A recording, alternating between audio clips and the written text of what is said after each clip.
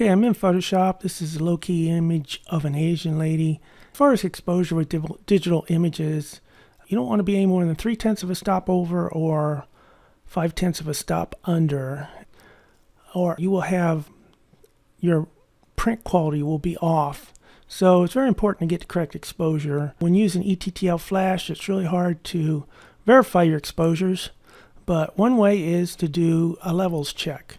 I have a professional photographer friend who swore her images had the correct exposure. The only way I could prove it to her that they were off was to do this technique, this Facemask Histogram. So to do levels on the whole image, I'm going to show you is not the way to do it, so I'm going to start off with the wrong way. So if we do image adjustment, levels, okay, and you go from left to right, it's left is shadows, middle is midtones, and right is highlights.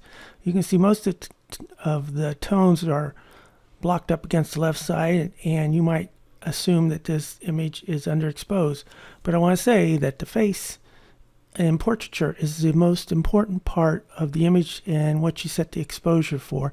In this case, her face is correctly exposed.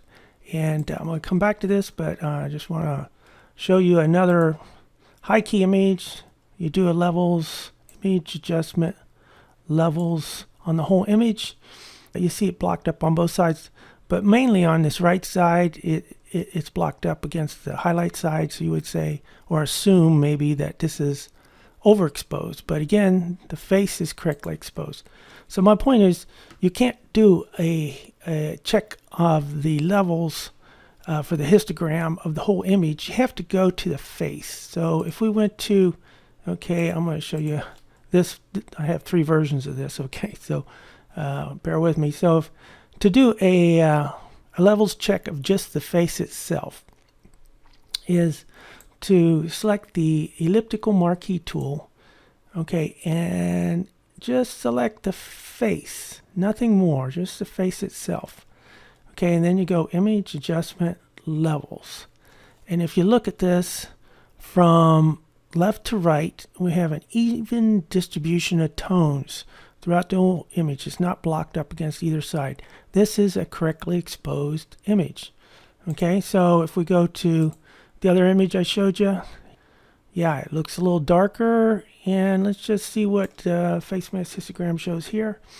And we do image adjustment, levels, and you can see that it's basically got some gaps in it, and it's actually missing anything towards the highlight side. And in this case, it's underexposed. Okay, if we go to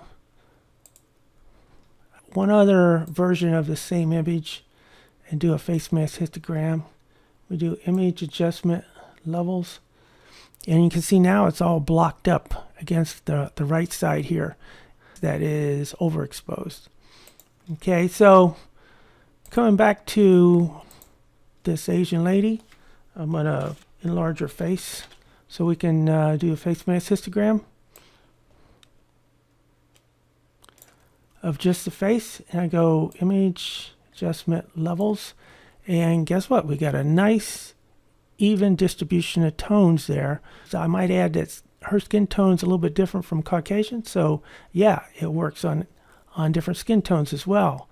Okay, so you might say, well, yeah, but what about African American skin?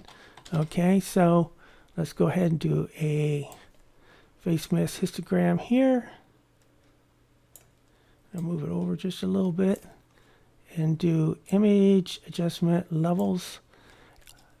It looks a little different, but if you look, the tones go all the way to the highlight side, and this is, so it's got a nice, it does have a even distribution from shadow to highlight without any real gaps in it. Some of it is more on the shadow side, and that's only normal because she has darker skin tone. So yeah, this is a correctly exposed African American. I just want to point out that this is a really good way to verify your exposure, especially when using ETTL Flash. It's a good check of your image before you send it off to be printed at the lab. And you don't even have to have a calibrated monitor. It works Anyway, that's it.